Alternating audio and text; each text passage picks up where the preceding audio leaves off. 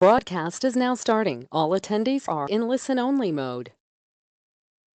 Hi, folks. Welcome to the webinar today, Getting Your Message Heard, Preparing for National Adoption Awareness Month. My name is Kim Stevens, and I've been working at NACAC since 2006. I've worked on a number of different projects there. Community Champions Network is one of them, where we have been in the United States and Canada helping different organizations and parent groups get post-adoption services either in place or expanded. I've also worked on the Advocates for Families First project, which ended early this year, which was a way to bring adoptive, foster, and kinship families together to advocate and speak out on behalf of their children. And I do some writing for Adopt Talk, our quarterly newsletter.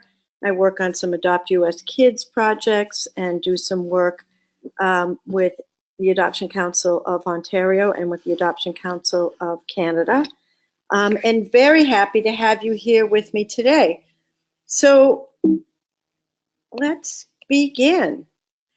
So as Adoption Awareness Month is coming up in November, we wanted to be able to give you some ideas about how to get your voice heard, how to get your message out there, and really how to elevate some of the issues that your children, your families, and your groups are dealing with, and get the public on board with helping us out, strategizing with us.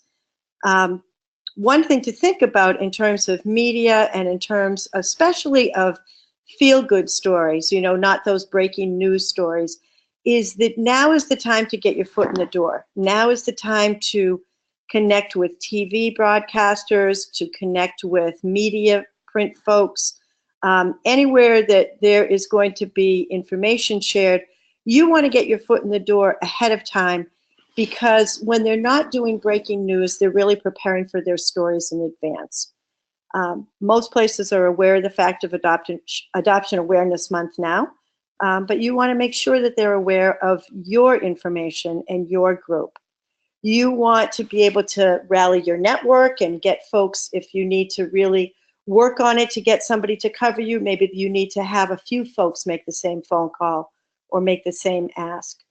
Maybe you want to connect with your state, county, or province and see what they're doing during National Adoption Awareness Month, and see what your group or your network can do to either elevate strategies or to build your group, or to even just offer some supports to other families out there. And for those of you who are in the US, don't forget about some of your federal opportunities.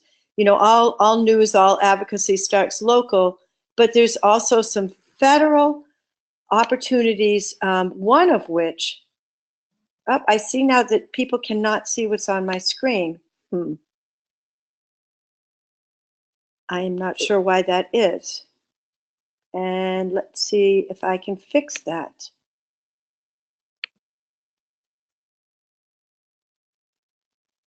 Can we see, can somebody give me a quick chat box and let me know if you can see my screen now?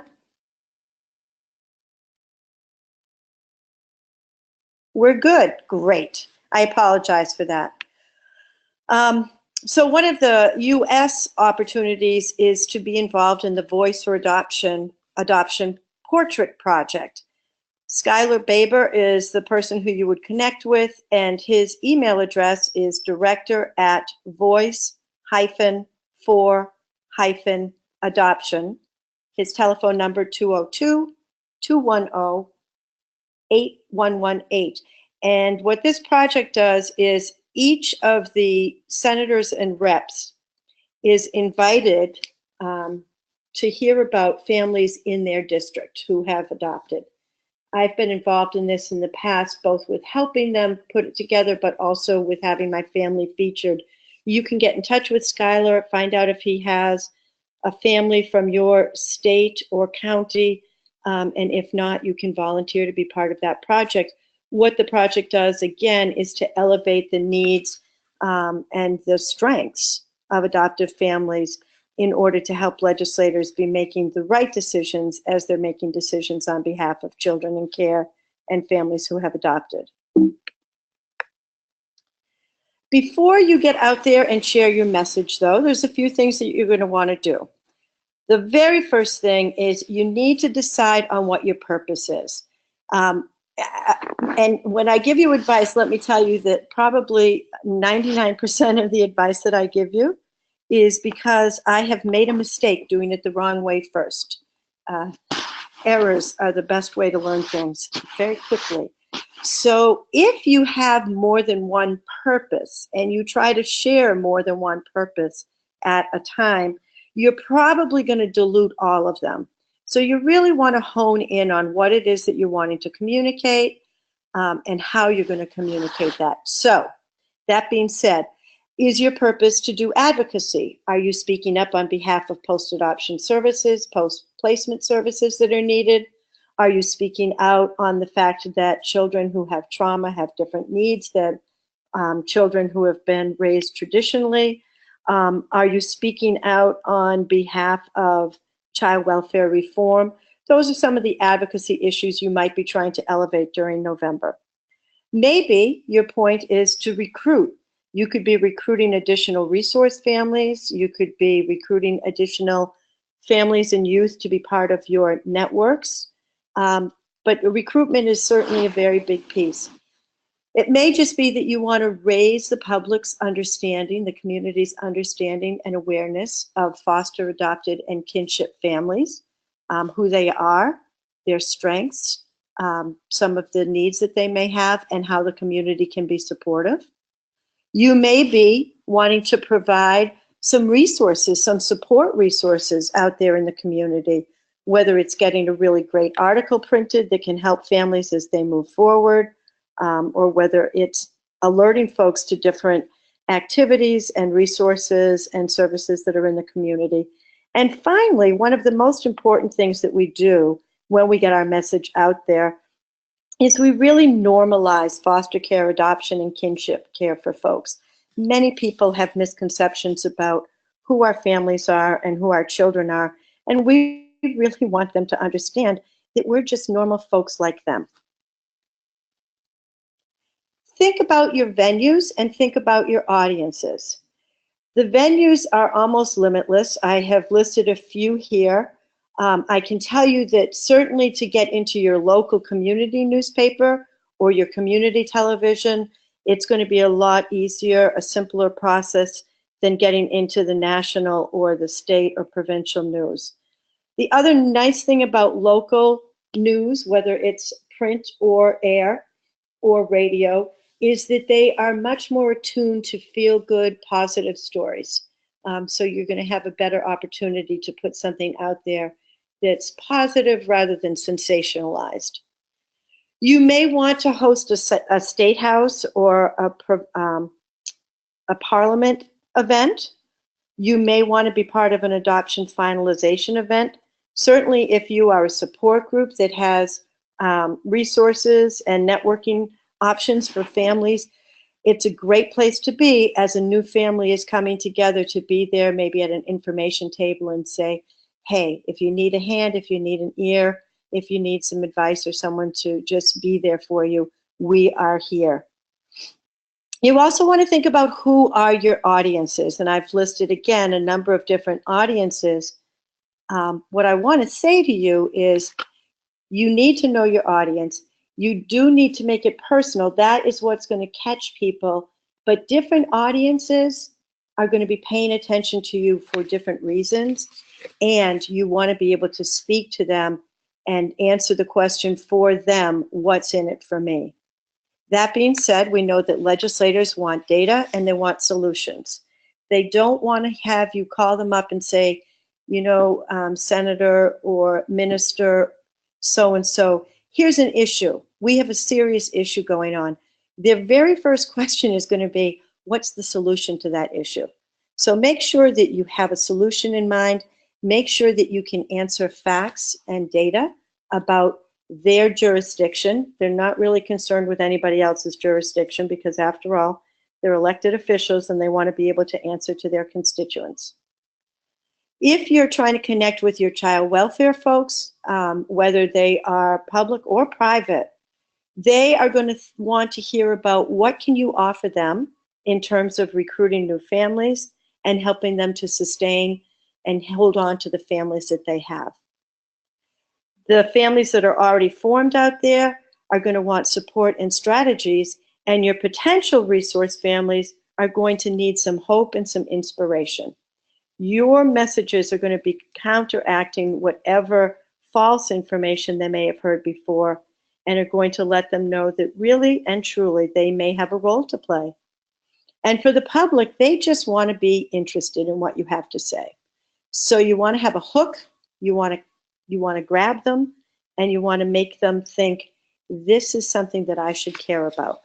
And all of your messages can be adapted for any one of these purposes. So as I said, the very first thing to think about is you want to make it personal. It's about you, it's about your family, it's about the other families that you represent.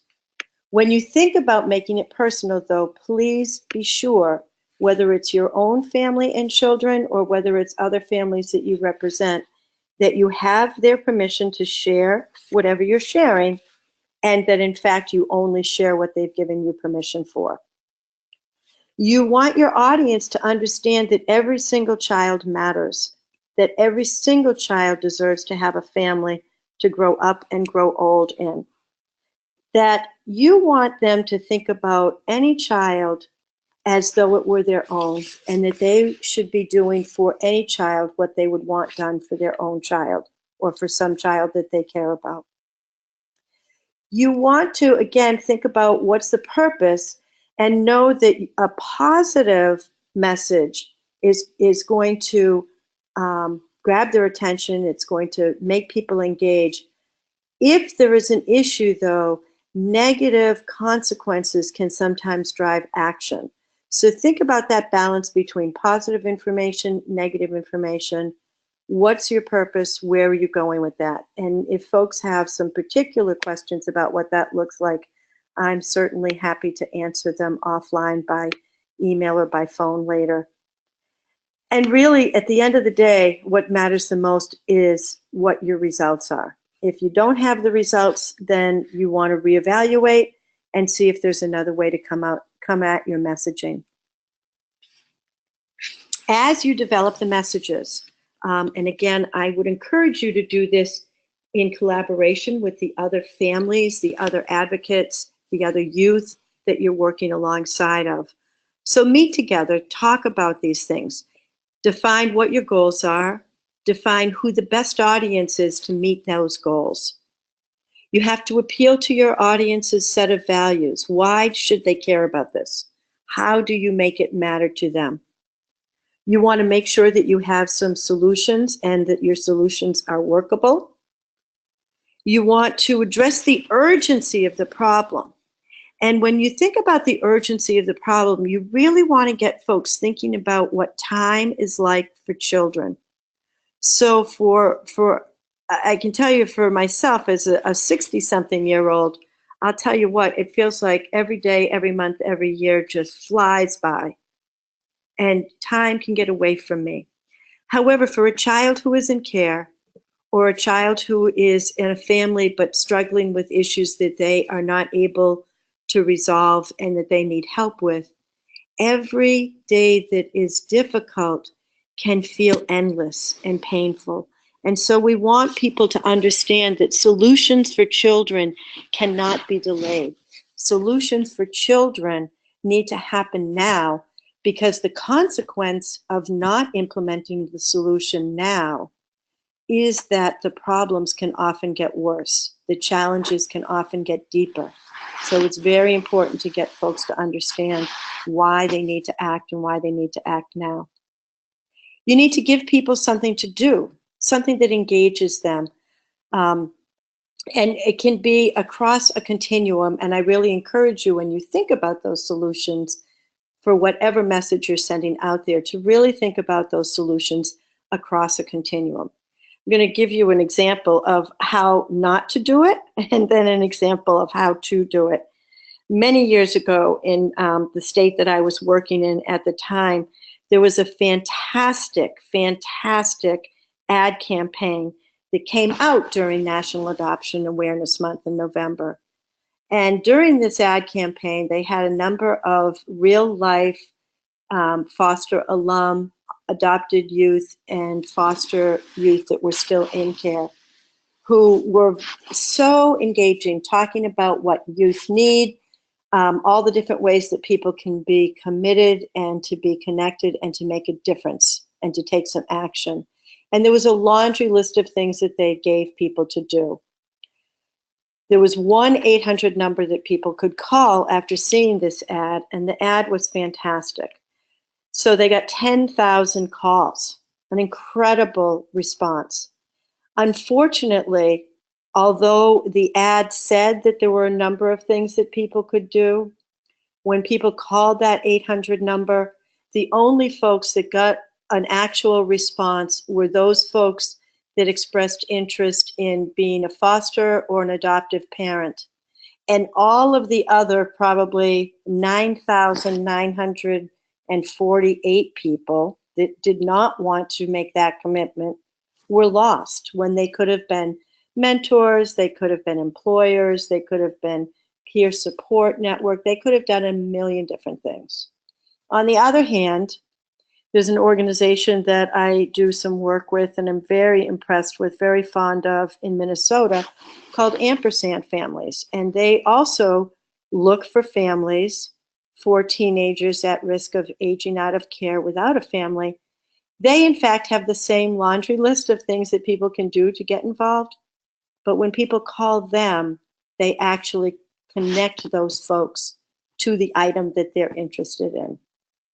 So, for example, someone who's an artist volunteered to do some art projects with youth. Another person who was a photographer got involved in doing art gallery photos. So you really want to think about all the different ways that you can get people involved, get people active, and get people in the room where they're meeting other folks, particularly meeting youth and children, and meeting people who have been there and done it, so that they get the impression, they get the belief, I can have an impact as well. You want to anticipate pushback. So when you are making your ask, or if you are making an advocacy message for legislators or other decision makers, think about what it is that they will push back on or what it is that they will disagree with, and raise that yourself. Put that right on the table and address their concerns right up front. That's the best way to diffuse that. And then we all know that the best way to get your message heard is to repeat, repeat, repeat. Next, you want to think about the message itself. We know that they have to be true and believable, that they need to grab people at their heart. You want to just grab them with that emotional hook right from the beginning. You want to be able to support whatever you're saying with facts, but you don't want your message to just be factual, to just be data laden, because you're going to lose people's interest. People start to snooze. You want to frame all of those messages so that you're going to gain support. And so when you think about that gaining of support, one of the mistakes, again, that we as advocates sometimes make is we do a compare and contrast between what works and what doesn't. But that kind of calling out, especially if you're calling out one particular program or one particular policy, it can have some bounce back effects that you're not going to want. So you want to look for some win-win situations. You want to make sure that your messages are very much aligned with the cultural values and the priority issues of the people you are speaking with. So, for example, if you are speaking to legislators, you want to think about the fact that for them, the bottom line is budget and votes. So you want to paint a picture that tells them that whatever it is that you are asking them for or informing them about is going to win constituency approval, and it's also going to meet a bottom line for them. When you are talking with folks who are maybe from a tribal community, First Nations, and the bands, you want to be very careful about your messages and make sure that your messages are culturally appropriate, that they are respectful, and that they ring true for the community that you're speaking to. I think you're going to be really well off if you've got some beautiful photos, beautiful videos, when people can see the human beings, when people can see the families, the children, even if it's stock photos. But if you can have visuals that help grab people again emotionally, that's going to be important. And again, you're going to be repeating your messages often, often, often. The way that you use language is very important. It is definitely going to shape other people's perceptions. It is going to paint a picture for them. You've got to be very thoughtful about the way you talk and about the way you write. You have to think about how you talk amongst yourselves, because what happens is we make shorthands. When we're used to saying things a certain way, we make shorthands. And I think one of the worst shorthands that we as a community do is when we're talking about our children, we frequently put whatever the issue is that the child is struggling with before the child themselves.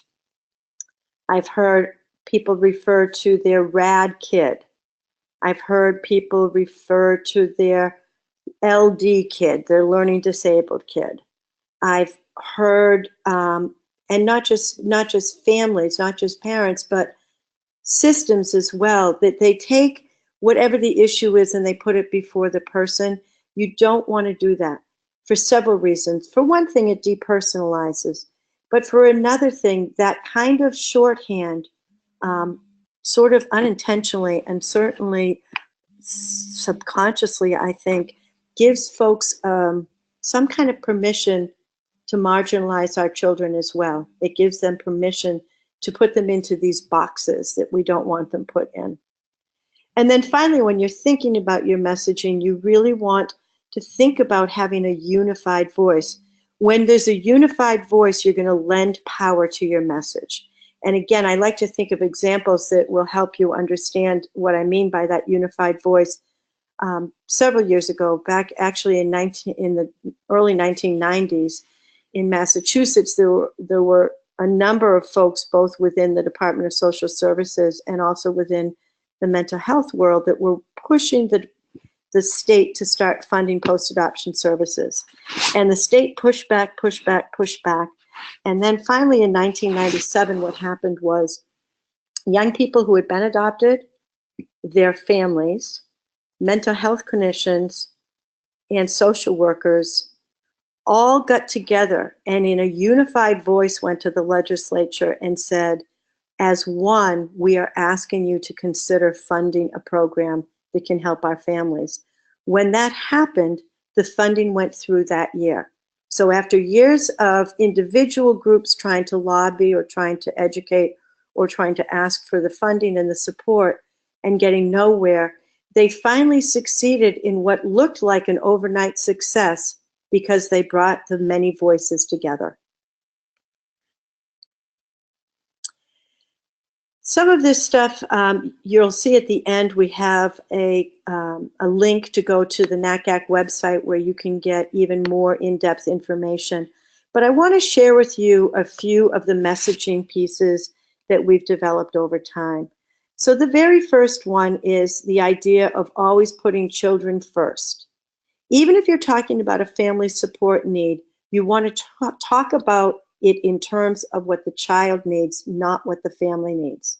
So for example, you don't say families need respite because this work is very difficult. Instead, what you would say is, because being in a family can be very emotionally charged, children need the opportunity to have time out sometimes, and respite is a great way to do this. Because children who have experienced trauma have different needs than children who have been able to grow up in the family they were born into, their families need additional training to meet their needs. So you always think about, how can I term this, putting the child need first. Make sure children, youth, kids, those are in the headline, those are in the first sentence, those words, children, youth, or kids. And you always talk about how what it is that you are sharing is going to help children thrive today and into the future.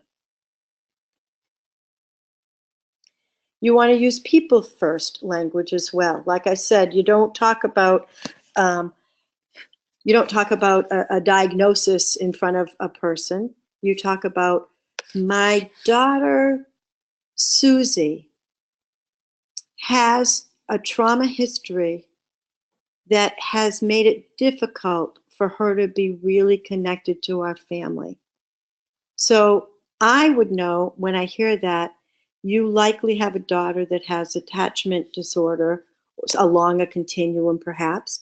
You may have a daughter who does have reactive attachment disorder, but you may have a daughter who is quite expectedly, quite normally responding to trauma and to disruptions in her past. And so when I talk about Susie as a young girl who experienced trauma and who experienced losses, and then say she's having difficulty connecting to the family emotionally, that makes Susie real, and it makes her issues understandable, and it inspires compassion and empathy. So you want to think about that. You want to use language that people understand. You don't want to use acronyms, RAD, ADHD, all of that stuff. Those kinds of labels are both marginalizing but also not always understood. You want to be able to describe what it means rather than what the label is. And you want to really make families and children come alive.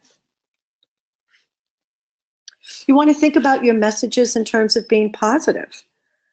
Emphasize always that children and youth can and do thrive in families, especially when you're talking about trying to reduce the number of kids who are in residential care or in congregate care, in group homes.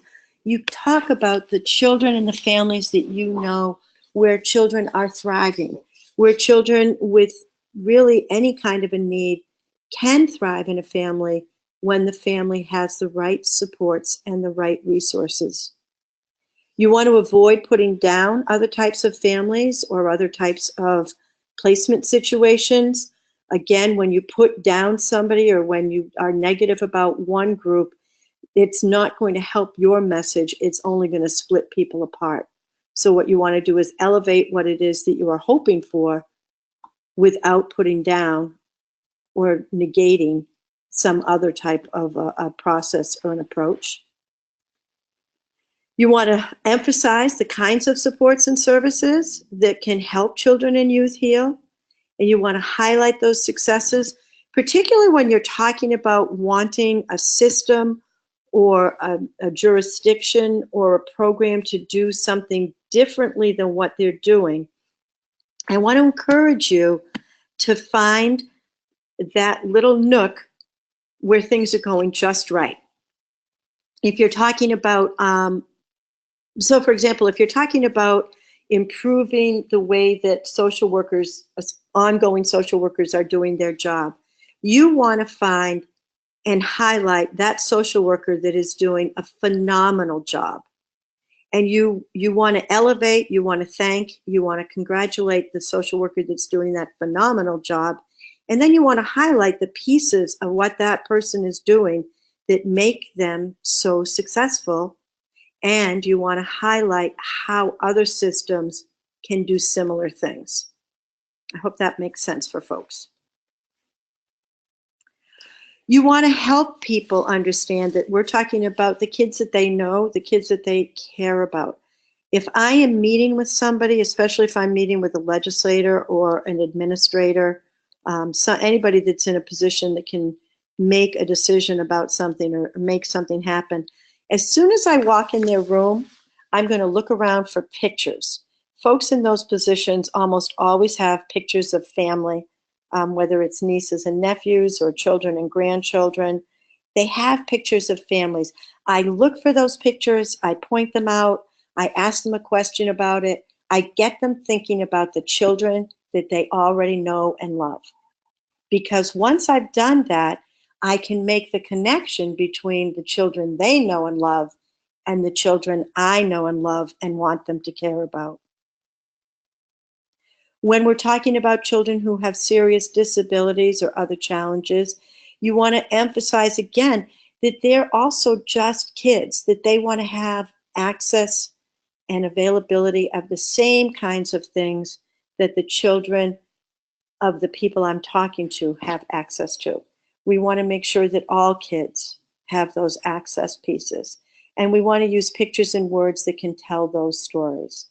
Oftentimes you can find out about the person who you're going to be meeting with or the institution that you're going to be connecting with. You can find out about them online. You can look up profiles. You can see what groups or organizations they're interested in. If it's a newspaper that you're trying to connect to or a television or radio program, take some time to see what kinds of stories they feature. Take some time to see who the reporters are that are most often connected to either child welfare or to feel-good, neighborhood kinds of stories, and connect with those people that already have a heart for it.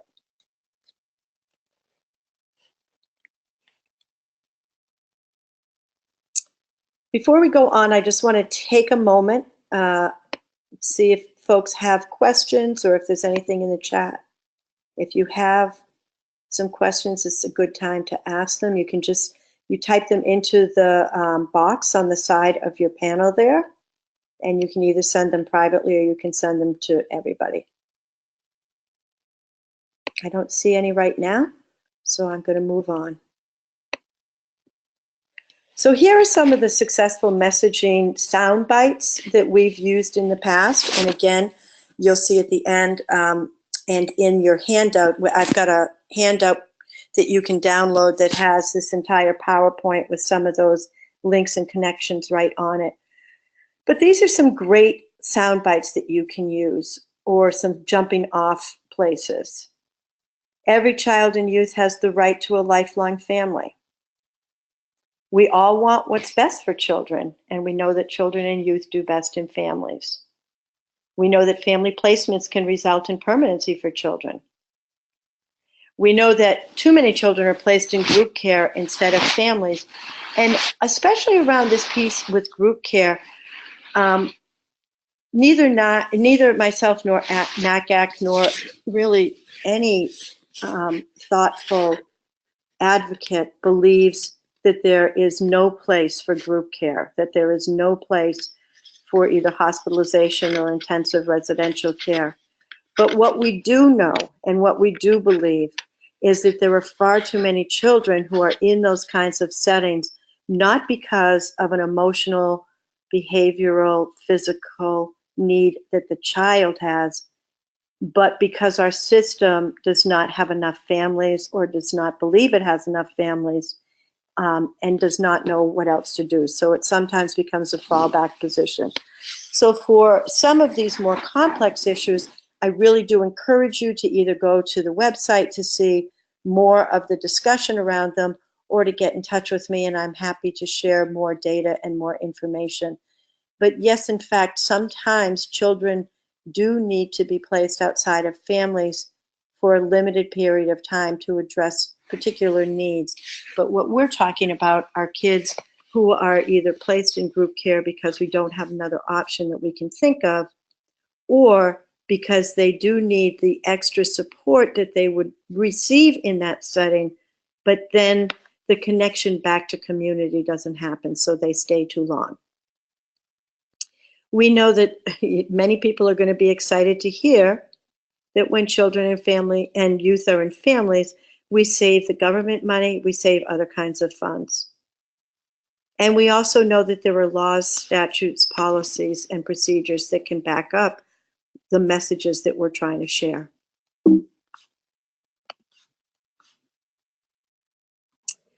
So this is an example of one of the pages that you'll see on our messaging memo. When you go to the NACAC website, you'll see that the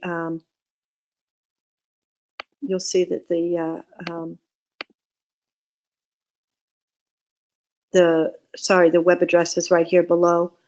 But the way that we've tried to structure this to help you in your own advocacy efforts, your own messaging efforts, is we have a statement. Children who have experienced trauma face challenges, but their families can be successful when they have support.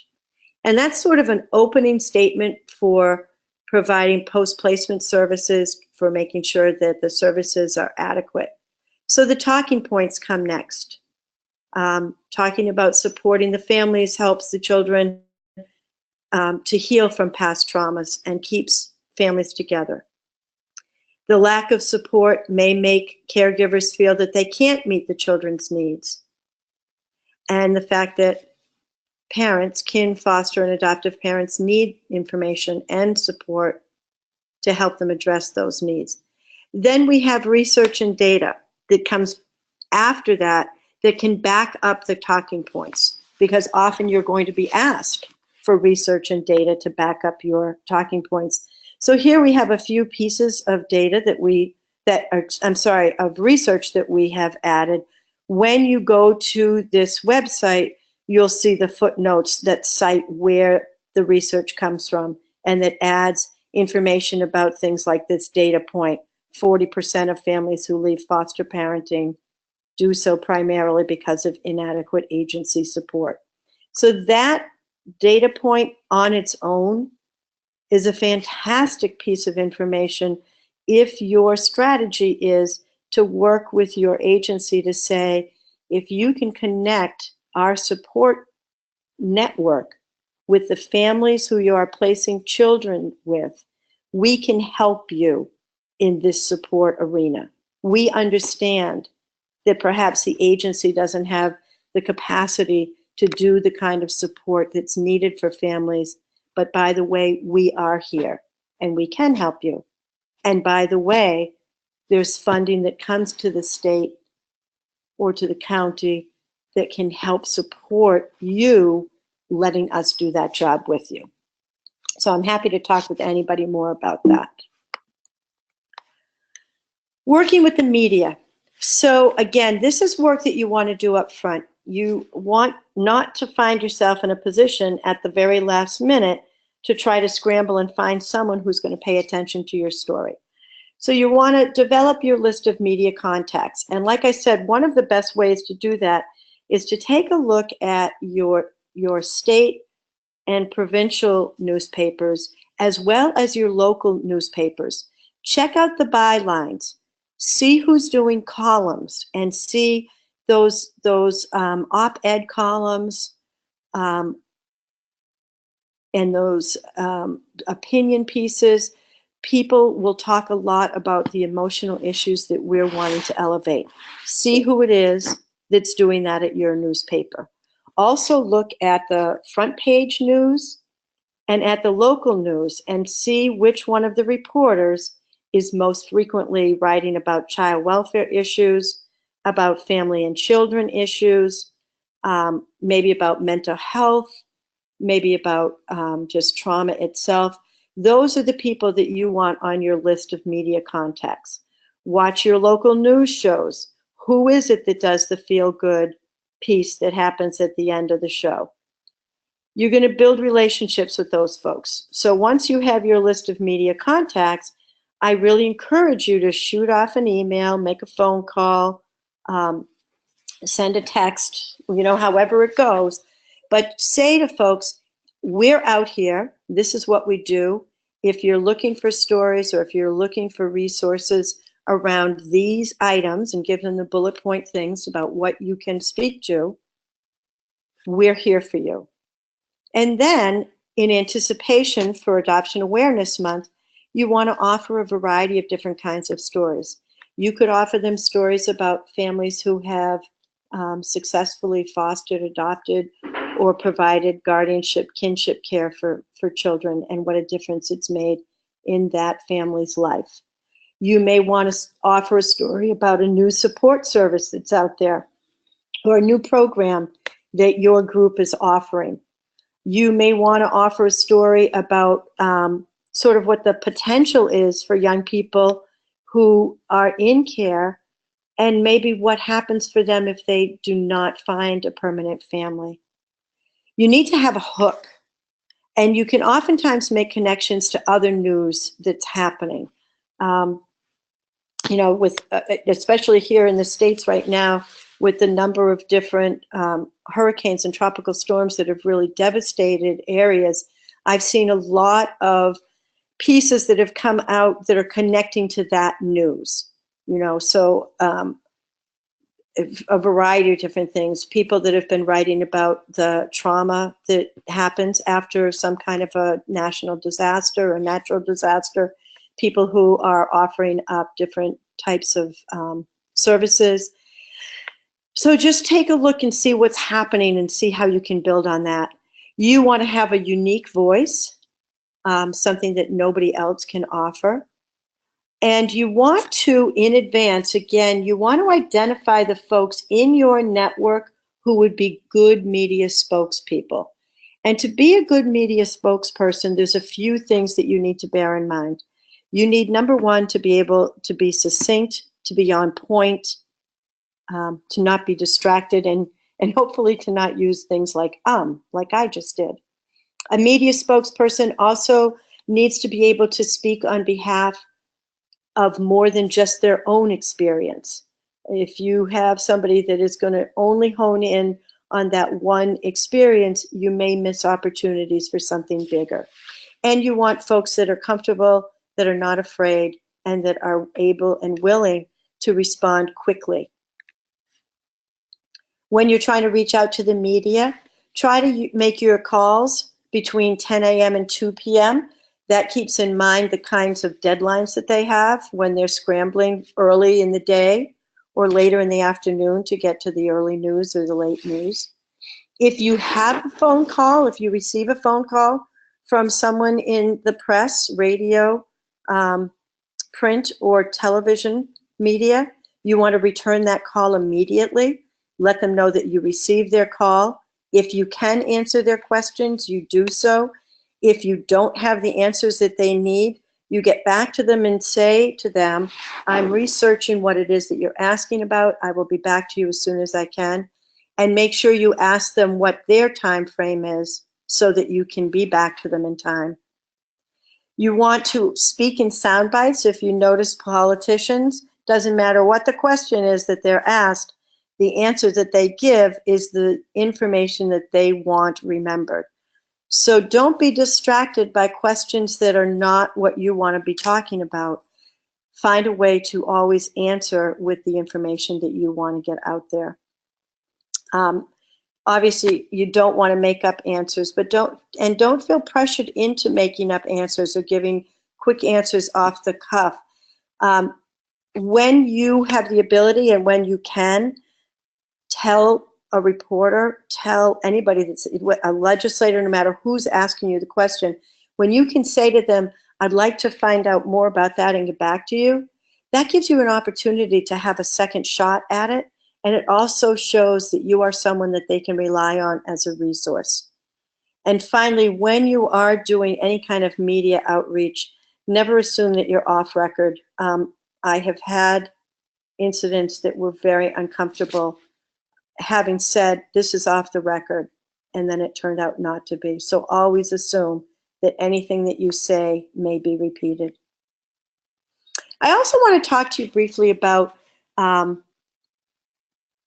sort of that whole idea, and it's something that we have done in our field for a long, long time. We try to break down myths. We try to break down things that people are incorrect about by telling them what they are incorrect about and then telling them the truth. So if you could, can folks just quickly type in the chat box what you think these two words are?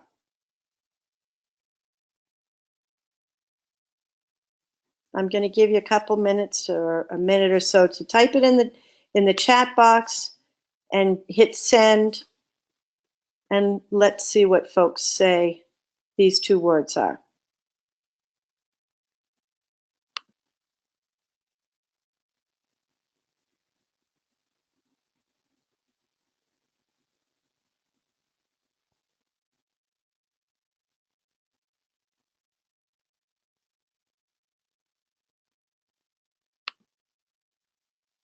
No takers?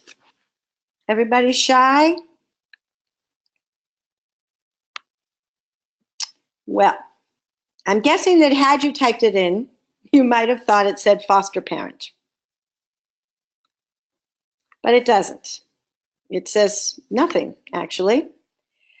But the reason why I bring this up is because it is illustrative of something that we learned as we were developing our messaging toolkit, our messaging memo, is that people have these places, unconscious places in their brain, they're like file folders, where they store beliefs that they have. So what happens is, if you have a belief, for example, if you have a belief that foster children are bad kids, that's why they're in foster care. If I then try to convince you that foster children are not bad kids, and what I say is, you may think foster kids are bad kids, but it's not true.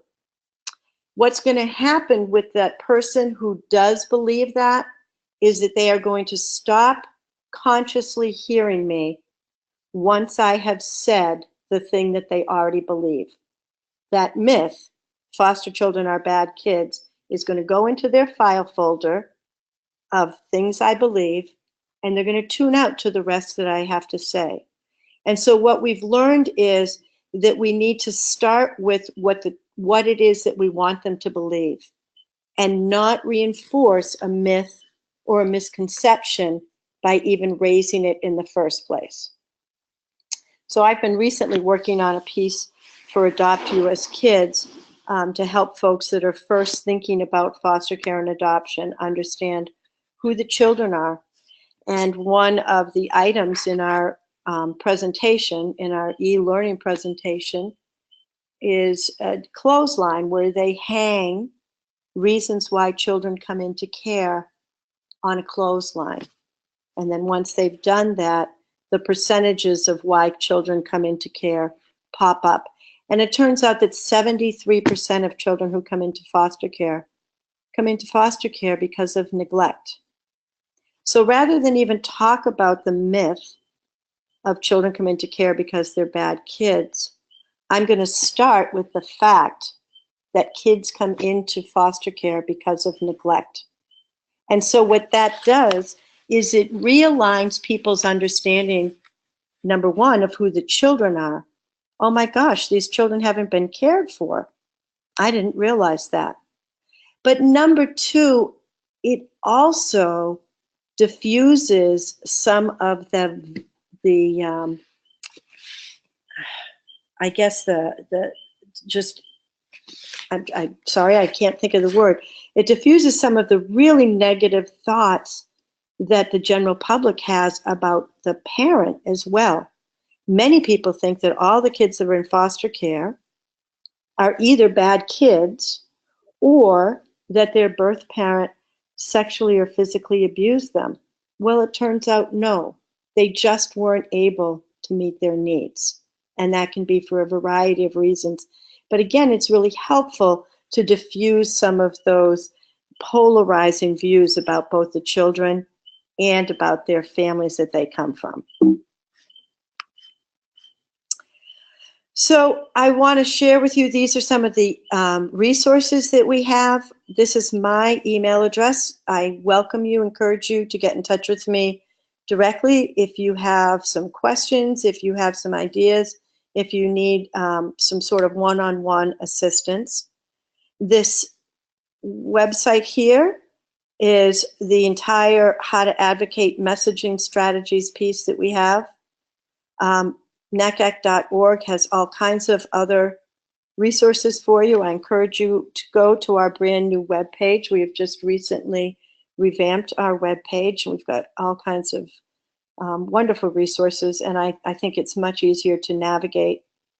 If you want to join and like our Facebook page, our general Facebook page, we do timely posts. We post pretty much every day, resources, research, breaking news, lots of things that you can use. And we do not limit it to US. We have US and Canada in there. Our Parent Leadership Facebook page, that is a private group that you can ask to be connected to. It is for parent leaders, support group leaders, advocacy leaders, and there we do post resources, but we also have conversations and share what we can with one another, try to help build one another up and expand your ability to be able to do the support work that you're doing.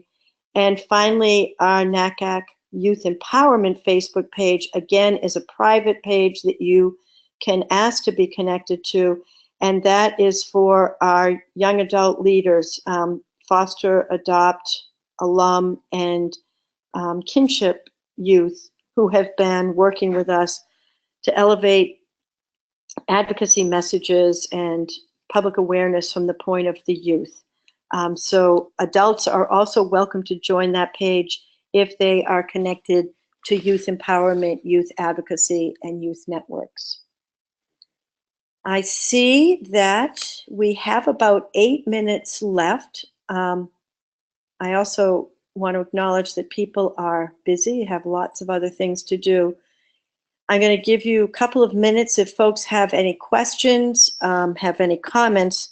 I don't want to end before you have a chance to share those, but I will end at about 2:55 Eastern if I don't see any questions or comments. And like I said, you can feel free to get in touch with me later.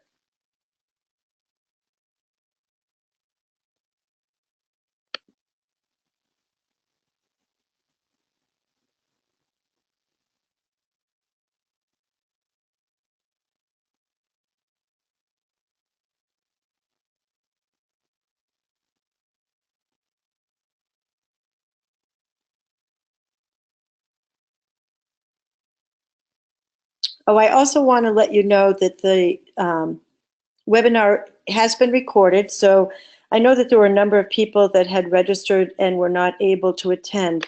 They will be able to access the webinar after the fact, as well as the slides themselves. And everybody who did register for the webinar will get an email follow-up to give you the connection, the link to get to both the recording and the PowerPoint presentation itself. All right, well, I don't see any questions. Oh, maybe I do see a question. Ah. You're welcome. I'm glad you did figure that out, Laura, and you are welcome.